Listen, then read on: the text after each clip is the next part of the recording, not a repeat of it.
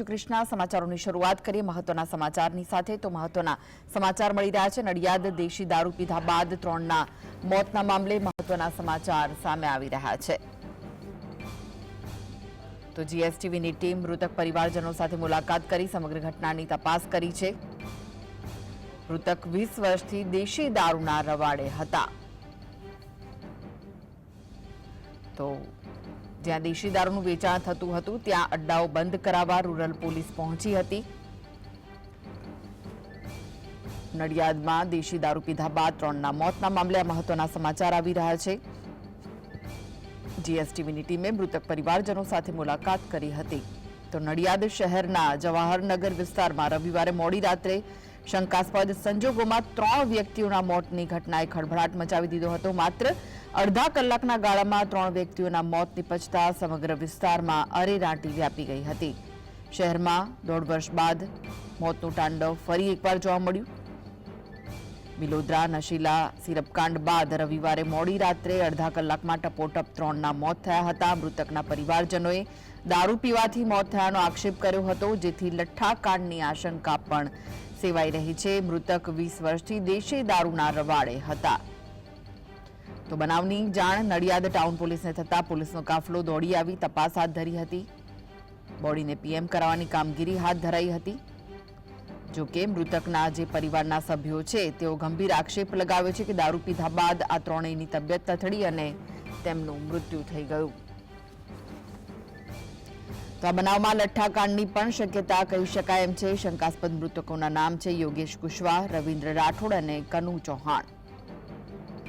તો મૃતકના સંબંધી કહ્યું હતું કે જે દારૂ પીધા બાદ તબિયત લથડી હતી તેના કારણે 108માં ખસેડાયા હતા, જ્યાં ડોક્ટરોએ મૃતક જાહેર કર્યા હતા। અડધા કલાકમાં જ 3 વ્યક્તિઓ દારૂ પીધા બાદ મૃત્યુ પામ્યા હોવાનું બહાર આવ્યું છે। તો પોલીસે પણ આ સમગ્ર મામલે તપાસ હાથ ધરી છે। મૃતક 20 વર્ષથી દેશી દારૂના રવાડે હતો। જ્યાં દેશી દારૂનું વેચાણ થતું હતું ત્યાં અડ્ડાઓ બંધ કરાવવા રૂરલ પોલીસ પણ પહોંચી હતી। તો આ વિશે વધુ માહિતી માટે જોડાઈ ગયા છે સંવાદદાતા શીતલ। લઠ્ઠાકાંડની આશંકા સેવાઈ રહી છે, શું વિગત છે? જો ખાસ કરીને કૃષ્ણ વાત કરવામાં આવે તો જે લઠ્ઠાકાંડ ગઈકાલે જે થયો હતો તેની અંદર જે દેશી દારૂ પીવાથી 3 વ્યક્તિના મોત થયા હતા। જે જવાહરનગર છે તેની અંદર જે આ વિસ્તારની અંદર દેશી દારૂનું ધૂમ વેચાણ થતું હતું અને ઘણા વર્ષોથી થતું હતું। આમ જીએસટીવીની ટીમ દ્વારા પણ આ બાબતે ત્યાં પહોંચવામાં આવતા ત્યાં દેશી દારૂની પોટેલીઓ દેખવા મળી હતી અને ધૂમ વેચાણ જોવા મળ્યું હતું। ક્યાંક ને ક્યાંક પોલીસ તંત્ર દ્વારા અહીં છૂટી આપી દેવામાં આવી હોય અને ઘણા વર્ષોથી દારૂ વેચાતો હોય એવી પરિસ્થિતિ જોવા મળી હતી। આમ આ જે 3 વ્યક્તિના મોત થયા છે તેમાં દેશી દારૂ પીધા બાદ જ થયા છે તેવું ત્યાંના પરિવારજનો કહેતા જોવા મળ્યા છે અને ત્યાં ખરેખર ખૂબ જ આક્રંદ વાળું વાતાવરણ હોવાનું પણ વાતાવરણ જોવા મળ્યું છે। આમ આ જે દારૂ પીધા બાદ જ આ લઠ્ઠાકાંડ થયો છે અને 3 વ્યક્તિઓના મોત થયા છે તેવું સ્પષ્ટ દેખાઈ આવે છે। જી શીતલ, જે રીતની ઘટના સામે આવી છે કે દારૂ પીવાથી 3 લોકોના મોત થયા છે તેવું કહેવામાં આવી રહ્યું છે, તેવી ચર્ચા ચાલી રહી છે, શું અન્ય કોઈ લોકોની પણ સ્થિતિ કથળી હોય તેવા સમાચાર મળી રહ્યા છે ખરા? હાલ તો જો વાત કરવામાં આવે તો જે મંજીપુરાના આ જે એરિયાની અંદર ત્યાં જઈ અને તપાસ કરતા હાલ તો 3 વ્યક્તિઓના મોત થયા છે જે ઘણા સમયથી દારૂ પીતા હતા। તેમને એ સમયે અત્યાર સુધી એટલે ઘણા વર્ષોથી પીતા હોવા છતાં પણ તેમને કોઈ પ્રોબ્લેમ થયો ન હતો કે આવું,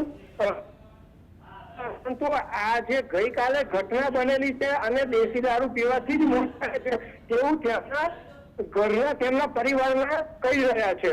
એટલે ક્યાંક ને ક્યાંક કહેવાય કે લઠ્ઠાકાંડ જેવી પરિસ્થિતિ સર્જાઈ છે। પોલીસ તપાસ કઈ દિશામાં આગળ વધી છે? તપાસ નો ધમધમાટ તો ચાલુ કરી દેવામાં આવ્યો છે અને આ જે દેશી દારૂના જે અડ્ડાઓ છે એ પોલીસ તંત્ર દ્વારા બંધ કરાવવામાં આવ્યા છે। જી આભાર શીતલ માહિતી આપવા માટે।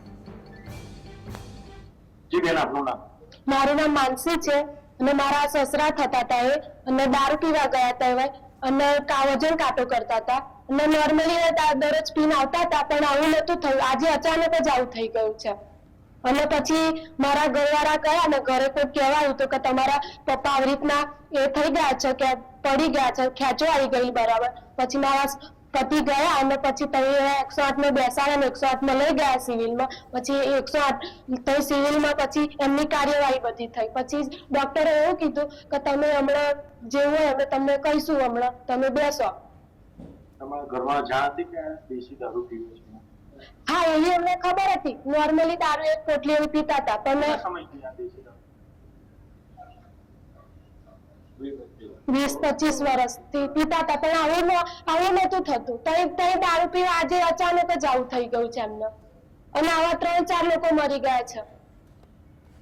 શું સરકાર પાસેની એની આશા રાખો? અમારા સરકાર પાસે પૈસા નહીં જોતા, અમારા મર્દ આપી દો, અમારા સસરા આપી દો, અમારે કશું જોઈતું નહીં.